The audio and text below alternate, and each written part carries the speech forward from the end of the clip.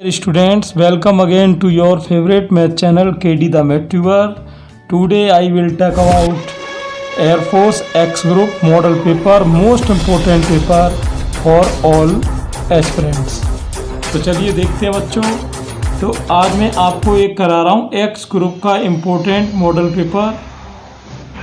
ठीक, तो सभी बच्चों को बिल्कुल ढंग से देखना है और नई नई ट्रिक्स इसमें आएंगी और मोस्टली मैंने सभी चैप्टर के क्वेश्चन इसमें लिए हैं।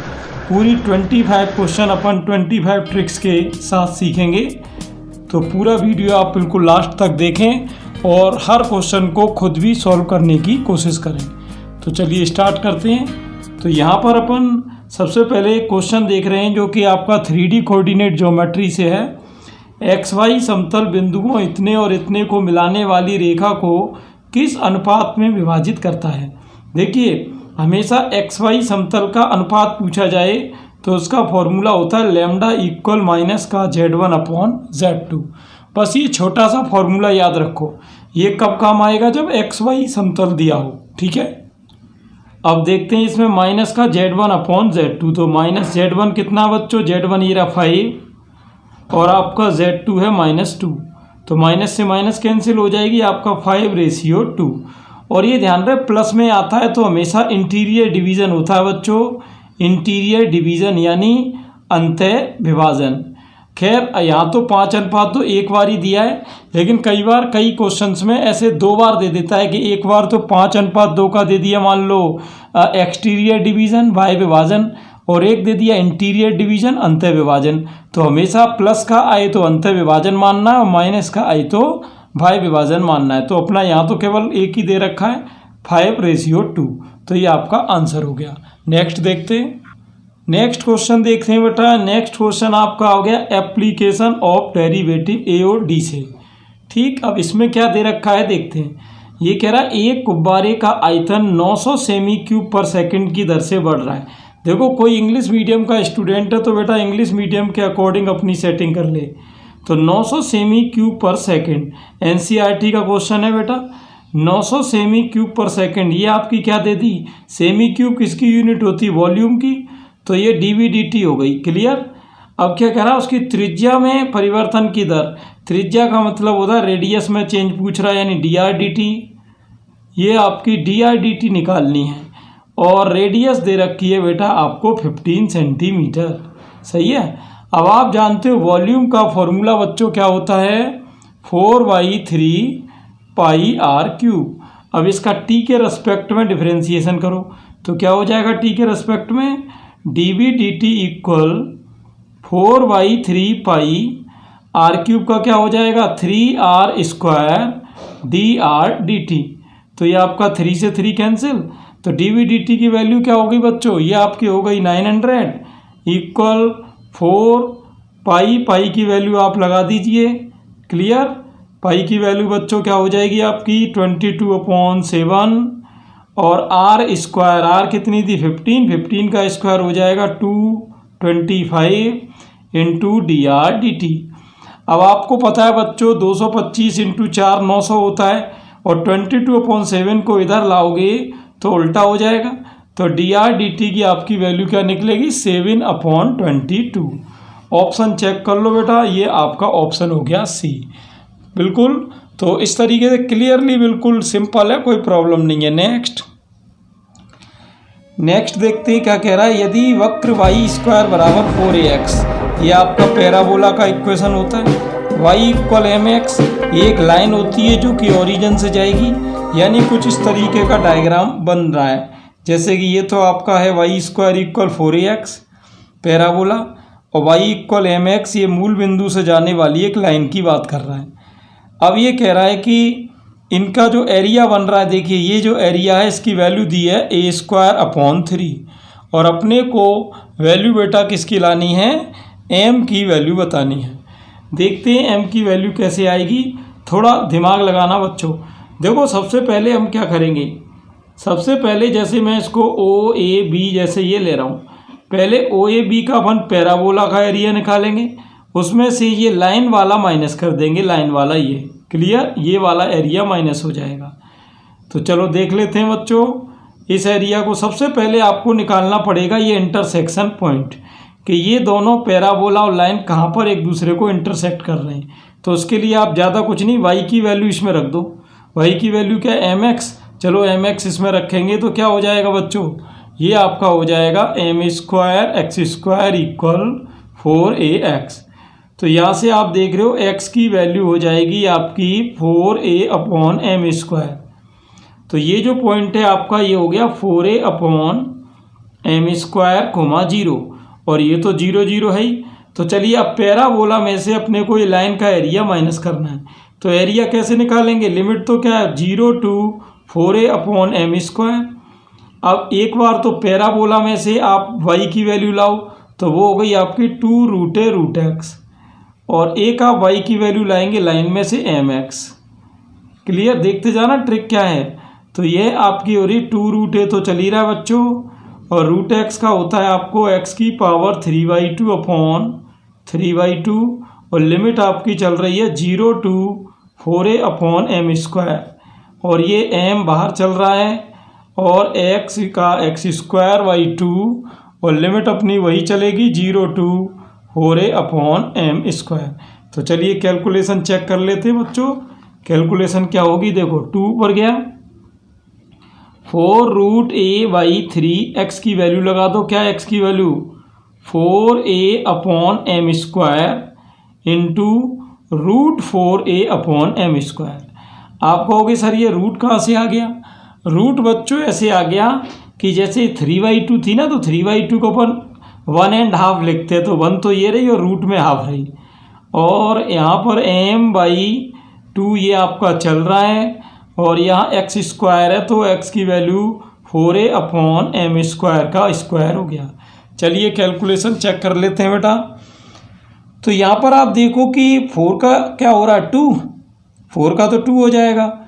अब ये हो गया 2 4 जा 8, 8 4 जा 32, और √a और √a इंटू a², और यहाँ 3 और m² का m हो गया रूट में, m इंटू m² m³ हो गया, माइनस यहाँ देखते हैं a का स्क्वायर a², 4 का स्क्वायर 16, तो ये हो गया 16a², और ये m की पावर 4 होगी, तो m से ये कट के m ही रहेगी 2m³। तो 32 में से 16 जाएगा तो ये बचेगा बच्चों आपका 16a² अपॉन, ये यहाँ LCM ले लो, लेकिन सॉरी पहले आपको LCM लेना पड़ेगा। तो 3 × 2 हो गया 6m³, तो क्रॉस गुणा भी होगा, 32 दूनी 64 और 16 का 3 में 48, 64 में से 48 गया 16। चलो ये तो ठीक है। अब इसकी जो कंपैरिजन वो आपको करनी है इससे, क्योंकि एरिया पहले से दिया हुआ था कितना है a²/3, तो a² कैंसिल हो रहा है बच्चों, 3 दूनी 6 हो रहा है, 2 से 16 8 बार। अब m³ इक्वल 8 आएगा तो क्यूब निकालोगे तो m की वैल्यू क्या हो जाएगी 2 हो जाएगी प्लस की। क्लियर, ये आपका हो गया क्वाड्रेचर का क्वेश्चन। आगे चलेंगे। अब देखो कुछ बच्चे ये सोच रहे होंगे कि इसमें सर थोड़ा टाइम लगा, तो बेटा कई क्वेश्चन ऐसे भी आएंगे जो 5 सेकंड में होंगे, तो जो क्वेश्चन थोड़े लेंथी होते हैं ये उनका टाइम कवर कर लेंगे। आगे चलेंगे बच्चों। अब नेक्स्ट क्वेश्चन आ गया आपका बाइनोमियल थ्योरम यानी BT से। क्या कह रहा है, इसके विस्तार में x की पावर 32 का गुणांक क्या होगा। देखो बच्चों इसमें x की वैल्यू दी है x की पावर 4, a की वैल्यू दी है -1/x³ की पावर ये, और n की वैल्यू दी है 15। ये मैंने किससे कंपैरिजन करा दी इसकी, x + a की पावर n। अब ये देखते हैं कि इसका गुणांक कैसे आएगा। ठीक, गुणांक को क्या कहते हैं बेटा, कोफिशिएंट। चलिए, तो ऐसा कभी भी क्वेश्चन आए तो जनरल टर्म TR+1 का फॉर्मूला लगाते हैं, NCR x की power n - r into a की पावर r। तो चलो स्टार्ट, n की वैल्यू क्या है 15, 15 CR, x की वैल्यू ये रही x की पावर 4, और इधर आपका 15 - r, a की वैल्यू ये है बच्चों -1/x³ की पावर r। चलिए अब यह x वाले अलग कर लो, बाकी अलग, तो बाकी -1 की पावर r देखते जाना बच्चों। 15 CR ये तो विदाउट x हो गए। अब x वाले हैं ये देखो 4 का गुणा करेंगे, 4 का अंदर 60 - 4r, ये 3r जाएगा, ऊपर किसका हो गया माइनस का। ठीक, तो x की पावर ये देखो कितनी हो रही है, ये x की पावर हो रही बेटा 60 माइनस 4 और 3 7r, और यहाँ x की पावर है 32। तो यहाँ माइनस के 7r इक्वल 32 को इसमें से माइनस करेंगे तो माइनस का 28 हो गया, और ये 7 चौके 28, r की वैल्यू 4 हो गई। अब आपको r का ये मान रखना है कोफिशिएंट में। कोफिशिएंट के लिए आपको केवल ये जो कांस्टेंट टर्म होते हैं ये इनमें वैल्यू रखनी होती है, तो r की वैल्यू 4 रख दो, तो -1 की पावर 4 इंटू 15c4। अब माइनस पे तो बेटा इवन पावर है, सम है, तो ये तो प्लस हो जाएगा, तो आपका बचेगा 15c4। कौन सा ऑप्शन आ जाएगा बच्चों? पहला। आगे चलेंगे। अब देखो नेक्स्ट क्वेश्चन बहुत ही बढ़िया है बेटा, ये आपका सर्किल का क्वेश्चन आ गया। मैं इसको एक ट्रिक से कराऊंगा, आप ट्रिक पकड़ लेना। ये कह रहा है यदि कोई वृत्त बिंदुओं 0 0 a0 और 0 b से गुजरता है। देखिए अगर मैं इसको डायग्राम में लूँ तो 0 0 तो हो गया आपका ओरिजिन, और a,0 x एक्सिस पे आएगा, ये a0 हो गया, और आपका 0, b बच्चों आएगा कहाँ? y एक्सिस पे, ये आपका y एक्सिस पे हो गया 0, b। और वो कह रहा है एक सर्किल है जो इस तरीके से इन तीनों पॉइंट से होकर जा रहा है, और इसका हमको लाना है सेंटर। देखो हमेशा एक चीज़ ध्यान रखना, अगर आप इसको इससे मिलाएं तो आप देखोगे x और y एक्सिस जो होते हैं वो एक दूसरे को 90 पर इंटरसेक्ट करते हैं। तो इसका मतलब ये बन गया एक समकोण त्रिभुज। क्या बन गया? समकोण त्रिभुज, राइट ट्रायंगल। और समकोण त्रिभुज में हमेशा ध्यान रखना जो कर्ण होता है उसका जो मध्य बिंदु है, कर्ण का जो मध्य बिंदु है वो तीनों शीर्षों से बराबर दूरी पर होता है, यानी इससे भी इतनी भी दूरी, ये भी वही, ये भी। इसका मतलब ये रेडियस का काम करेगा, यानी ये चीज़ जो है वो रेडियस का काम करेगी और ये सेंटर का काम करेगा। तो इसका मतलब ये हुआ ये जो लाइन है इसका मिड पॉइंट हमको निकालना है। तो मिड पॉइंट यानी मध्य बिंदु का फॉर्मूला तो आपको पता ही है ना। लेकिन ये ध्यान रहे ये जो सिस्टम है ये केवल तरीका समकोण त्रिभुज में ही काम कर सकता है। तो हमें ये तो पता चल ही गया था कि ये समकोण त्रिभुज है, तो हमने उसका जो कर्ण है उसका मध्य बिंदु निकाल रहे हैं, वही इस वृत्त का केंद्र हो जाएगा, क्योंकि वो तीनों शीर्षों से समान दूरी पर है। x1 कितना बेटा a, x2 ये रहा 0/2, यहाँ 0 + b/2, ये ऐड करोगे तो a/2, b/2। ये आपका ऑप्शन बच्चों कौन सा हो गया? सी हो गया। आगे चलें। अगला क्वेश्चन देखिए क्या है आपका, ये रहा, इसमें 2n पदों तक पूछ रहा है। तो सबसे पहले n की आप कोई वैल्यू ले लो, जैसे मान लो मैंने n की वैल्यू ले ली, सपोज करो 3। ठीक, अब n की यहाँ मान लो कम ले लो आप, जैसे थोड़ा सा, क्योंकि ये n की वैल्यू थोड़ी ज़्यादा हो जाएगी फिर, है ना। तो n की आप ऐसा करो, n की वैल्यू ले लो, मान लो मैंने ले ली, सपोज करो 1 ले ली, n की वैल्यू क्या ले ली? 1। बस ऑप्शन अलग अलग आ जाने चाहिए, ये चेक कर लेना। देखो n की वैल्यू 1 लेने से क्या 2 की पावर 1 तो 2 हो गया, और 2 की पावर ये 2 × 1 2, ये 4 हो जाएगा, और ये 0 1। सारे ऑप्शन अलग अलग हैं तो फिर उस वैल्यू को लेने में कोई दिक्कत नहीं है। अब इसको n की वैल्यू जब 1 लोगे तो 2 × 1 यानी 2 ही पद लेने हैं अपने को। 2 पद कौन कौन से हो जाएंगे? 1 - ω + ω², 1 - ω² + ω4। अब यहाँ थोड़ा सा देखते हैं, 1 - ω + ω² और 1 - ω²। आपको पता है कि ω³ की वैल्यू 1 होती है और 1 + ω + ω² 0 होता है। ये दो चीज़ें हमेशा ध्यान रखो, ओमेगा आते ही इनको देख लेना। ω4, अब ω³ तो 1 हो गया तो इसको ओमेगा लिख सकते हैं। यहाँ देखो 1 + ω², इसकी वैल्यू यहाँ से देखें तो क्या हो जाएगी? -ω, और -ω ही है तो माइनस का हो गया 2ω। ये 1 + ω ये हो गया आपका -के ω², और -के ω², ये तो माइनस के हो गया 2ω²। अब माइनस माइनस हो गया प्लस, 2 × 2 4, ओमेगा और ω² ω³, तो ω³ 1 हो गया। आंसर आ गया 4, जो कि बी ऑप्शन है। तो हमने देखा कि n की वैल्यू लेते ही बिल्कुल इजी हो गया क्वेश्चन। आगे अगला क्वेश्चन देखो बेटा, शानदार क्वेश्चन आ गया आपका।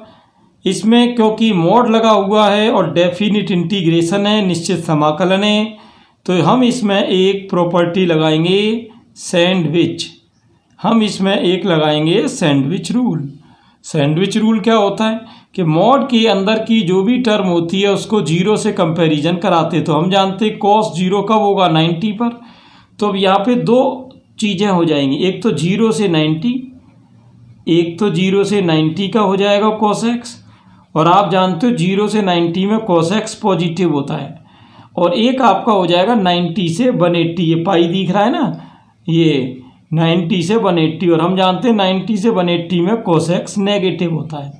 अब इसको सॉल्व कर लो, तो cos x का इंटीग्रेशन तो आप जानते ही हो, ये होता है प्लस का साइन x, और लिमिट आपकी ये चल रही 0 से 90, यहाँ भी cos x का साइन x, लिमिट आपकी क्या चल रही बेटा, 90 से 180।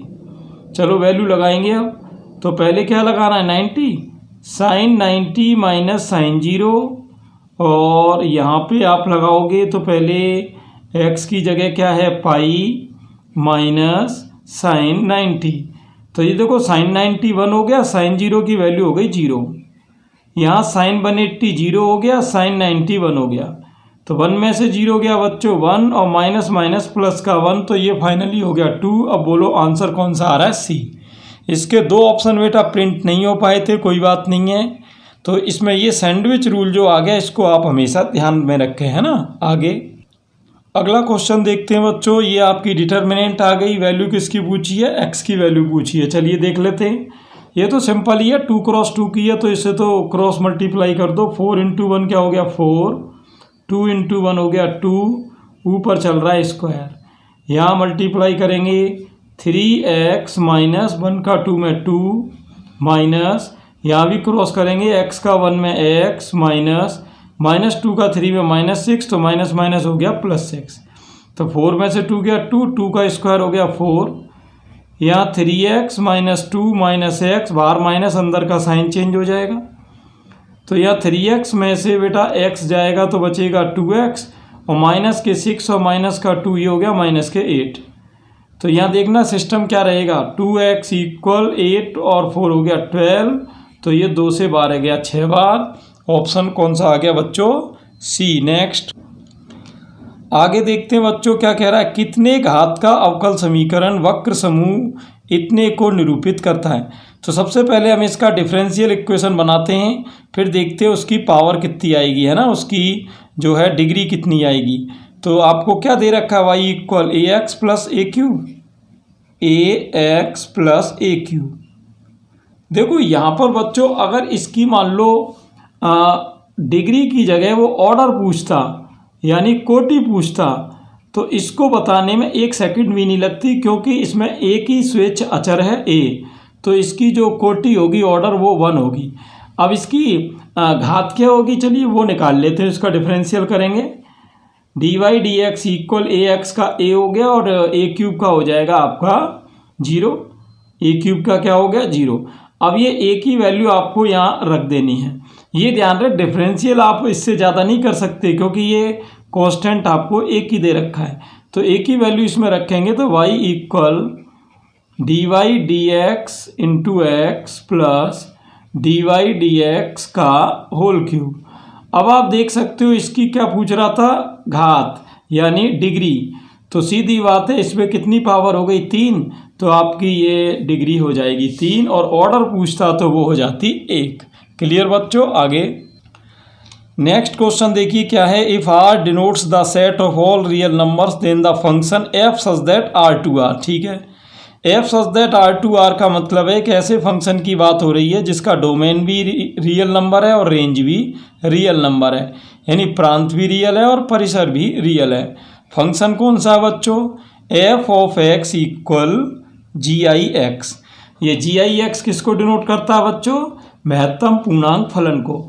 हमेशा ये ध्यान रहे महत्तम पूर्णांक फलन की मैंने बताई है आपको कि इसकी डोमेन यानी प्रांत तो रियल नंबर होती है, लेकिन इसकी जो रेंज होती है वो बेटा केवल जेड यानी पूर्णांक होती है। तो इसका मतलब ये हुआ कि यहाँ पर जो देखो अभी ये जो रियल है इसमें तो आपको पता है कि इसमें तो पूर्णांक भी आएंगे, ऐसे 1 2 3 -1 -2, और अपूर्णांक भी आएंगे नॉन इंटीजर। तो अब जो जी आई एक्स है वो क्या करेगा कि इनको तो ले लेगा लेकिन इसको छोड़ देगा पॉइंट वाली को। क्योंकि जो GI फंक्शन होता है इसकी रेंज में हमेशा इंटीजर ही आते हैं। क्लियर। तो इसका मतलब जब ये छोड़ रहा है तो जब कोई भी फंक्शन कुछ वैल्यू अपनी रेंज में छोड़ता है तो वो हमेशा अंतरछेपी होता है। क्या होता है? अंतरछेपी। इसका मतलब ये आच्छादक नहीं हो सकता। तो अब आच्छादक ये कह रहा है, देखो एक ऑप्शन कह रहा है केवल आच्छादक, तो ये तो कट ही गया, और ये कह रहा है आच्छादक दोनों, ये भी कट गया। तो यानी अब हमारे पास दो ऑप्शन बचे, एक केवल एकेकी या न एकेकी और न आच्छादक। तो अब सारी बात डिसाइड किससे होगी? एकेकी से। एकेकी का देखते हैं। जैसे मान लो आप जानते हो कि 1 का GI मान आप बताओ क्या होता है? 1।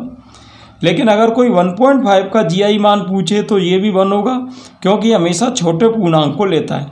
तो जब दो वैल्यू का एक ही आंसर आ रहा हो तो हमेशा ध्यान रखना वो फंक्शन होता है मैनी वन। मैनी वन का मतलब बहु एकेकी।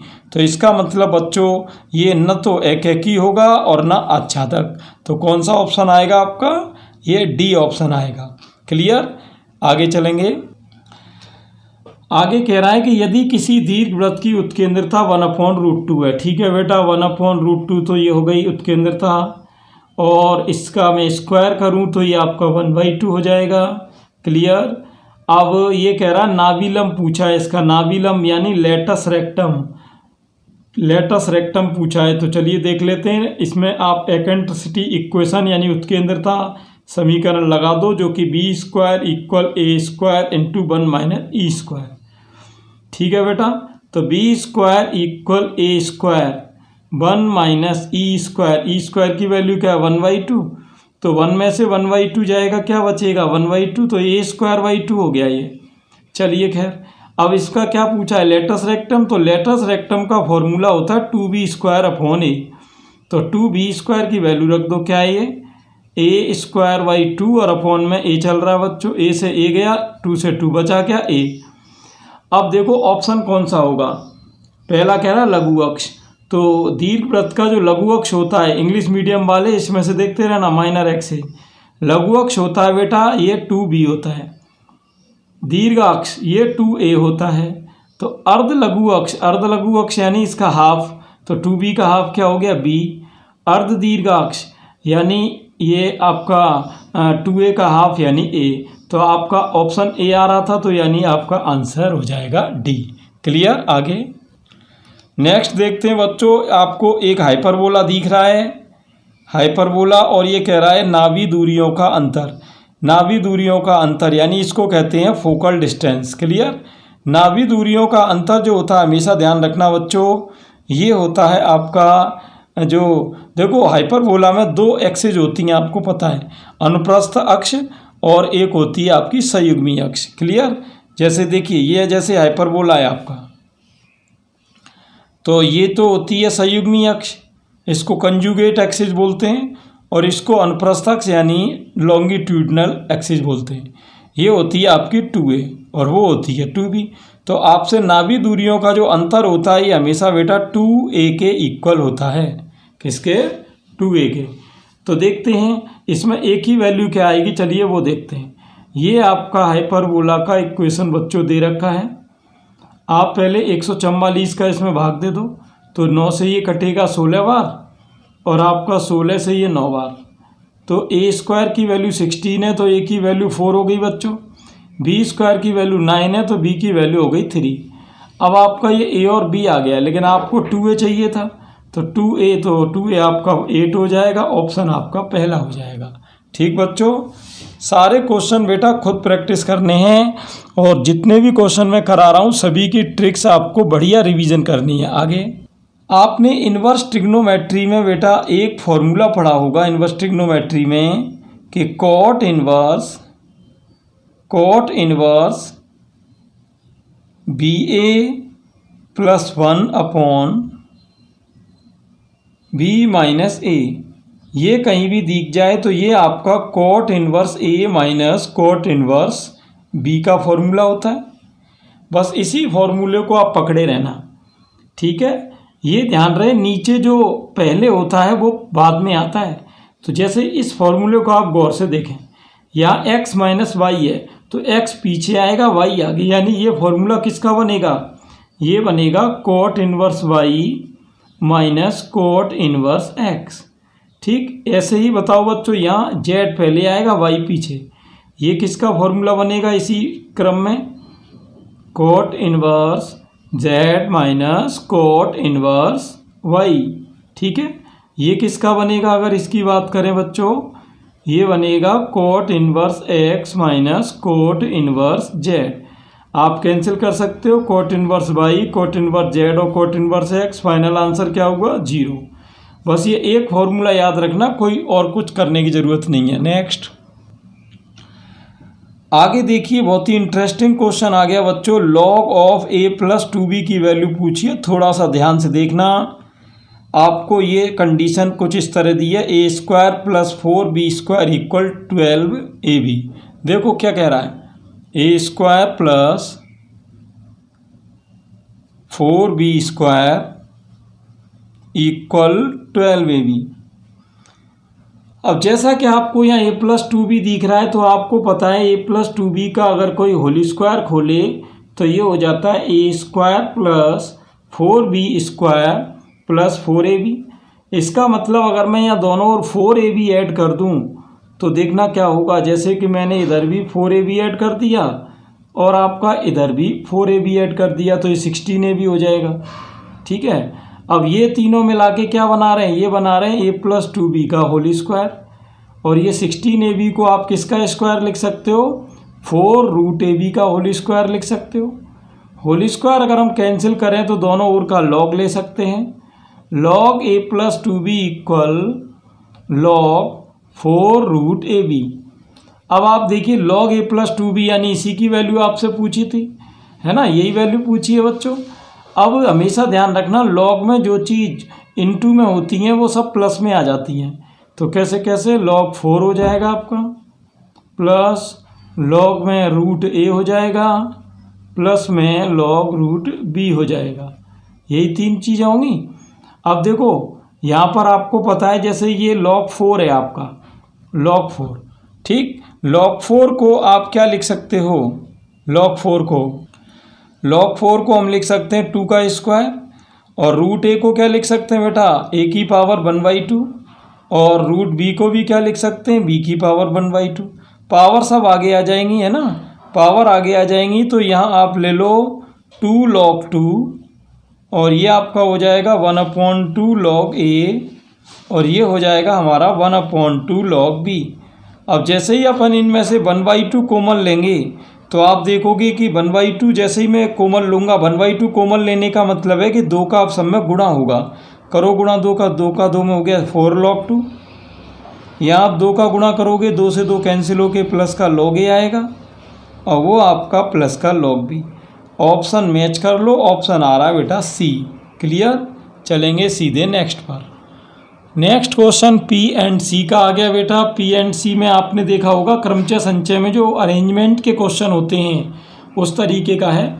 ये कह रहा है कि n पुस्तकों को एक पंक्ति में कितने प्रकार से रख सकते हैं कि दो विशेष वस्तुएं, दो विशेष पुस्तकें साथ साथ नहीं आए। क्लियर, देखो साथ साथ नहीं है, आप ये देखो टोटल कितने हैं, टोटल ऑब्जेक्ट तो n है, और ऐसे कितने जो साथ साथ नहीं आना चाह रहे दो, तो उसको अपन m कहते हैं। ठीक है, और इसकी ट्रिक होती है हमेशा साथ साथ नहीं कभी भी कहे तो इसकी ट्रिक होती है factorial n minus m plus 1 into factorial m। Clear, तो यहाँ फैक्टोरियल n है बच्चों, minus factorial n minus m कितना है 2 प्लस 1 इंटू फैक्टोरियल 2।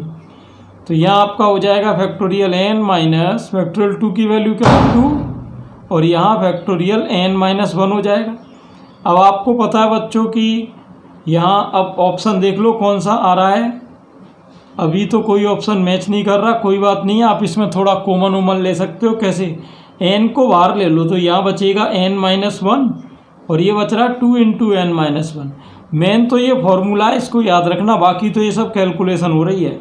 यहाँ कॉमन क्या ले सकते हैं, अब आप कॉमन ले सकते हो फैक्टोरियल n माइनस 1। तो बच्चों क्या बचेगा, n माइनस 2 आपका बच जाएगा। क्लियर, क्या बच जाएगा, n माइनस 2। आगे चलते हैं यहाँ पर। नेक्स्ट क्वेश्चन क्या कह रहा है, यदि ये बिंदु 4 हैं और एक समांतर चतुर्भुज के शीर्ष है, देखिए ये पैरेललोग्राम होता है समांतर चतुर्भुज, और पैरेललोग्राम में क्या होता है, जो भी अपोजिट वर्टेक्स होते हैं जैसे ए और सी हैं और बी और डी हैं, तो इनका जो मिड पॉइंट होता है वो सेम होता है। कहने का मतलब जैसे ए दे रखा है x, -1, बी दे रखा है आपको 3, y, सी दे रखा है -2, 3 और डी दे रखा है -3, 2। तो इनके जो अपोजिट वर्टेक्स हैं उनका मिड पॉइंट निकालो। तो यानी जो AC का जो मिड पॉइंट होगा, यानी जो AC का मध्य बिंदु होगा वही आपका किसका होगा, BD का, वही आपका BD का मध्य बिंदु होगा। तो AC का मध्य बिंदु निकालेंगे तो इसको और इसको निकालो तो क्या होगा, x1 + x2/2 यानी x -2/2 और ये y1 + y2/2 तो 3 - 1 यानी 2/2 हो गया। चलिए BD का निकालो, कैसे, 3 - 3/2 और y -2/2। कंपैरिजन करा दो, x -2 देखो /2 तो सबसे गया, x -2 की कंपैरिजन तो 3 - 3 यानी 0 से होगी, तो x की वैल्यू तो बच्चों 2 आ गई। चलिए इस 2 की किससे हो जाएगी, इस y -2 से हो जाएगी, तो 2 इधर ले लें तो y आपका 4 हो जाएगा। अब देख लो बच्चों x और y की वैल्यू 2 और 4 कहाँ आ रही है, पहले ऑप्शन में आ रही है ना। ये आगे, हाँ तो ये क्या कह रहा है बेटा, यदि A और B दो स्वेच्छ नियतांक हैं यानी आर्बिट्रेरी कांस्टेंट हैं, ठीक है, तो ये कह रहा है स्ट्रेट लाइन है, सरल रेखा इनसे किस पॉइंट से होकर जाएगी। देखो सीधी बात है कि लाइन जिस पॉइंट से भी होके जाएगी वो पॉइंट उसको सेटिस्फाई करेगा। सेटिस्फाई करने का मतलब है जब इन पॉइंट्स को मैं इस लाइन में डालूंगा तो आंसर 0 आ जाना चाहिए। क्या आ जाना चाहिए, 0। देखते हैं अब 0 कैसे आएगा, चलो एक एक करके पहले ए ऑप्शन ले लेते हैं। ए में x की वैल्यू -1 है, बी और ये -2, इनको इसमें रखना है लाइन में। चलो रखो, -1x की जगह रखोगे यहाँ तो -1 का अंदर करोगे -a + 2b हो गया, y की जगह -2 का अंदर तो -2a - 6b, और ये आपका चल रहा है 3a + 4b। अब देखते हैं ये 0 आएगा कि नहीं। तो देखो 3a से तो 2a और a गए, और 4 और 2 6b से गया, 6b 0 आ गया। 0 आने का मतलब है अब यही हमारा आंसर है और किसी को चेक करने की ज़रूरत है नहीं। क्लियर, ये हो गया आपका आंसर। आगे नेक्स्ट देखते हैं बच्चों, ABCDE कह रहा है AP में हो, ये पांचों किस में है, AP में, ठीक है। अब ये कह रहा है कि अगर ये AP में हो तो इसकी वैल्यू क्या होगी, ये इसकी वैल्यू क्या होगी। कोई बात नहीं बेटा, इसमें एक काम करते हैं अपन, कोई AP आप अपनी ओर से ले लो, है ना, कोई AP मान लो। इसमें क्या है, जैसे मान लो AP मैंने ले ली, सपोज करो 1 2 3 4 5, ये पांचों टर्म AP में है। अब इसकी अगर मैंने A यानी पहला टर्म 1 लिया है, तो यानी अगर ये आंसर आएगा तो 4 × 1 4 होना चाहिए, ये आंसर आएगा तो 2 × 1 2 होना चाहिए, और ये 3 तो आपका देख ही रहे हो। चलो ये वैल्यू इसमें डाल दो, किसमें, a + b + 4c - 4d + e, है ना, इसमें डाल दो। चलिए a की वैल्यू क्या हो जाएगी 1, b की 2, c क्या है 3, 3 × 4 क्या हो गया 12, ये 4 चौके 16 हो गया, e 5 हो गया। तो 5 और 2 7 और 1 8 और 12 20 हो गया, 20 में से 16 जाएगा 4, तो आंसर कौन सा हो जाएगा बच्चों, ये आपका हो गया पहला आंसर। क्लियर, आगे चलिए नेक्स्ट क्वेश्चन क्या कह रहा है, इसके रूट्स अल्फ़ा बीटा हों। देखो जब भी अल्फ़ा बीटा रूट्स होते हैं तो दो फॉर्मूले तो अपने आप ही आ गए 10th लेवल के, कि एक तो अल्फ़ा + बीटा का हो गया -b/a, और एक अल्फ़ा बीटा का होता है बच्चों c/a, ये होते हैं। अब करना क्या है, करना ये है कि इसकी वैल्यू निकालनी, किसकी, alpha beta square plus alpha square beta plus alpha beta. इस पूरे में से आप अल्फ़ा बीटा कॉमन ले लो, क्या बचेगा यहाँ पर, यहाँ बचेगा आपका बीटा, यहाँ बचेगा अल्फ़ा, यहाँ बचेगा 1। अब देखो वैल्यू रख दो, अल्फ़ा बीटा की कितनी है c/a, अल्फ़ा + बीटा की है -b/a और प्लस में 1 चल रहा है, चलो यहाँ सी अपॉन ए, यहाँ एलसीएम ले लो आप। एलसीएम क्या है बच्चों, ए, और क्रॉस मल्टीप्लाई ए का 1 में ए माइनस बी। तो यहाँ फाइनल आंसर क्या हो जाएगा, सी इंटू ए माइनस बी अपॉन ए का ए में ए स्क्वायर। ये आपका आ गया कौन सा, ए ऑप्शन आ गया। आगे हाँ, ये कह रहा है ये यदि ए और बी दो समुच्चय हैं, ठीक है, तो इनमें से कौन सा ऑप्शन सही होगा। देखिए जैसा कि पहला कह रहा है कि A union B, A intersection B का सबसेट होगा। तो हमेशा ध्यान रखें कि जो छोटा सेट होता है वही बड़े का सबसेट हो सकता है।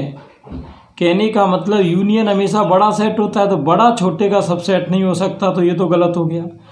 सी कह रहा है कि इंटरसेक्शन यूनियन के बराबर है, तो ये कोई ज़रूरी नहीं होती है। ये केवल तभी सही हो सकता है जब ए और बी इक्वल सेट हों। तो ये कोई इक्वल तो ऊपर दे नहीं रखे, तो ये भी नहीं होगा। और यहाँ आप देख रहे हो ए इंटरसेक्शन बी, इंटरसेक्शन का मतलब छोटा सेट और यूनियन का मतलब बड़ा, तो छोटा हमेशा बड़े का सबसेट हो सकता है। It is quietly possible. तो हमारा आंसर 20 हो जाएगा, कोई प्रॉब्लम नहीं है। क्लियर बच्चों। ये आगे चलेंगे। ये क्वेश्चन आप देखते हो कई मॉडल पेपर में भी मैंने कराया और कई पेपर में भी रिपीट हो चुका है। ये तो कई बार आ चुका है और ऐसी कोई एयरफोर्स की बुक नहीं है जिसमें ये क्वेश्चन नहीं हो। ट्रिग्नोमेट्री का आप चैप्टर चाहे एयरफोर्स की किसी भी बुक में उठा के देख लो, ये सब में कॉमन मिलेगा आपको। अब देखो हमें θ1, θ2 और θ3 के ऐसे मान लेने हैं जो इसको सेटिस्फाई करें।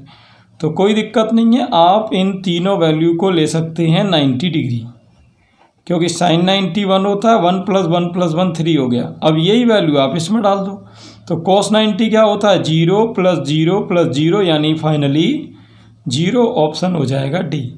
तो 2-2 सेकंड के क्वेश्चन। आप देखो कई बच्चे क्या सोचते हैं कि कुछ क्वेश्चंस में टाइम ज़्यादा लगता है, लेकिन वहाँ जो टाइम लगता है वो हम ऐसे क्वेश्चंस में बचा सकते हैं।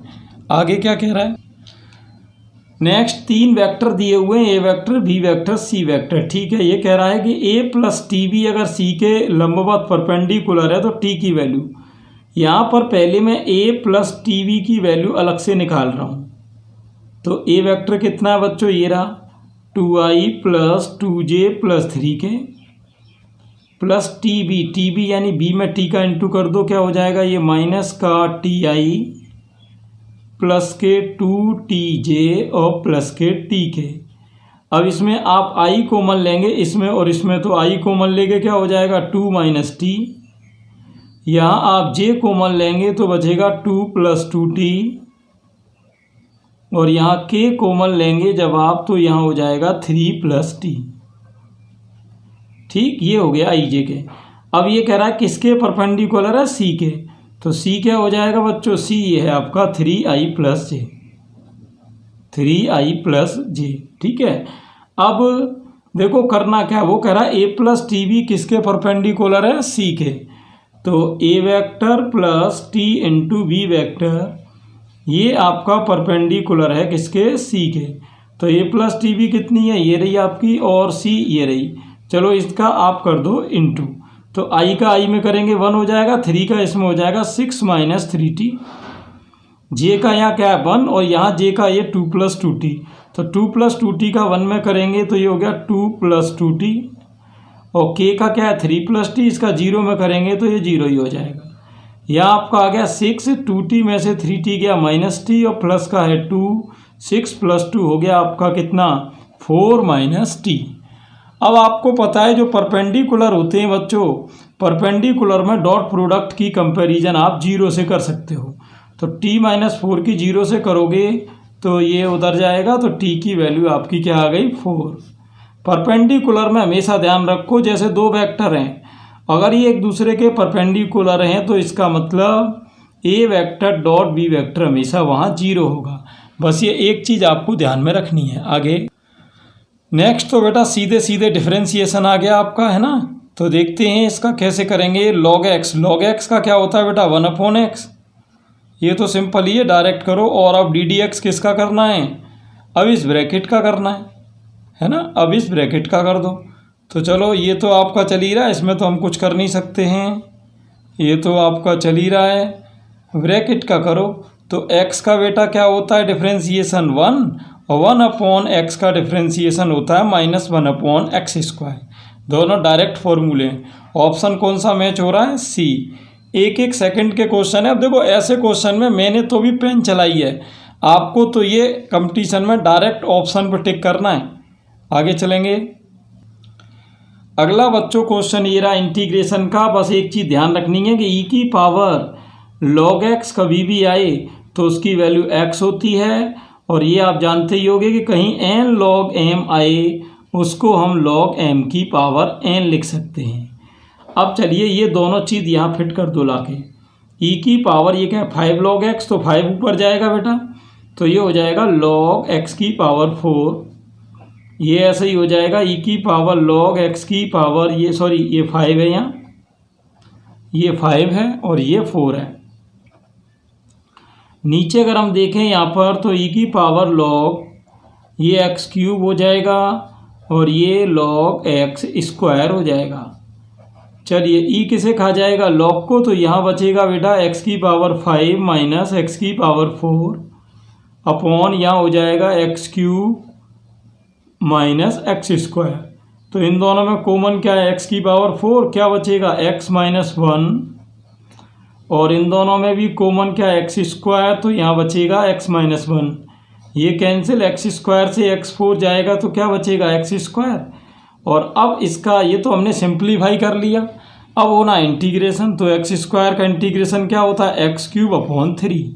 कौन सा ऑप्शन हो गया बेटा? तीसरा हो गया। आगे प्रोबेबिलिटी का शानदार क्वेश्चन आ गया बेटा। यहाँ पर हम लगाएंगे बर्नौली डिस्ट्रीब्यूशन। बर्नौली डिस्ट्रीब्यूशन, ठीक, बर्नौली प्रमेय लगेगी। क्या होती है देखिए, ये कह रहा है एक पासा 10 बार उछाला जाता है, यानी टोटल एक्सपेरिमेंट हो रहे हैं 10। सम संख्या को ये सफलता मान रहा है, तो आपको पता है पासे में आधे इवन यानी सम होते हैं, आधे ऑड यानी विषम। तो सम आने की जो प्रोबेबिलिटी होती है वो होती है 1/2, और जो विषम आने की होती है यानी असफलता की, वो भी 1/2। पी किसको मानते हैं? प्रोबेबिलिटी ऑफ सक्सेसफुल एक्सपेरिमेंट, यानी सफलता की प्रायिकता, और क्यू होती है बेटा असफलता की प्रायिकता। तो अब ये कह रहा है 4 सफलताएं चाहिए, यानी इसको सक्सेसफुल एक्सपेरिमेंट चाहिए 4, तो वो आर की वैल्यू हो गई। तो बर्नौली थ्योरम होती है वो होती है NCR P की पावर R Q की पावर n माइनस R। तो इसमें आप ये वैल्यू डाल दो, तो n कितना है बेटा? 10, C 4, P कितना है? 1/2 की पावर R की जगह 4, और ये 1/2 की पावर n माइनस R, यानी 10 में से 4 गया 6। अब आप देख सकते हो 10C4 इंटू 1/2 की पावर 6 प्लस 4 10 हो जाएगी। ऑप्शन आपका आ गया कौन सा? ये आपका आ गया 10C4। अब आप कहोगे सर ये तो ऑप्शन ही में नहीं मिल रहा। अरे बेटा आपको पास्कल ट्रिक याद है ना? देखो यहाँ इसने बेवकूफ़ बनाने की कोशिश कर दी अपने को टाइम खराब करने के लिए। NCR हमेशा NCn माइनस R भी होता है, तो 10C4 को आप 10 माइनस 4 यानी 10C6 भी लिख सकते हो। तो देखो क्वेश्चन पूरा सॉल्व हो गया, लेकिन कभी कभी थोड़ा दिमाग लगाना पड़ सकता है। तो यहाँ पर अपना आंसर कौन सा हो जाएगा? डी हो जाएगा। तो ये आपके हो गए बेटा पूरे 25 क्वेश्चन। तो जिस बच्चे को भी 2011 से 2020 तक के पेपर जिसने सॉल्व नहीं किए हों वो बेटा इनको ज़रूर सॉल्व करे एग्ज़ाम में जाने से पहले। और इसकी पूरी प्लेलिस्ट मैंने दी हुई है। अगर आपको प्लेलिस्ट नहीं मिले चैनल पर तो आपको इस नंबर पर व्हाट्सएप कर दें, मैं आपको प्लेलिस्ट सेंड कर दूंगा। तो जितने भी मॉडल पेपर हैं और जितने भी आपको प्रीवियस पेपर दिए जा रहे हैं आप उनकी डेली प्रैक्टिस लगाएं। Thanks for watching. आगे चलेंगे।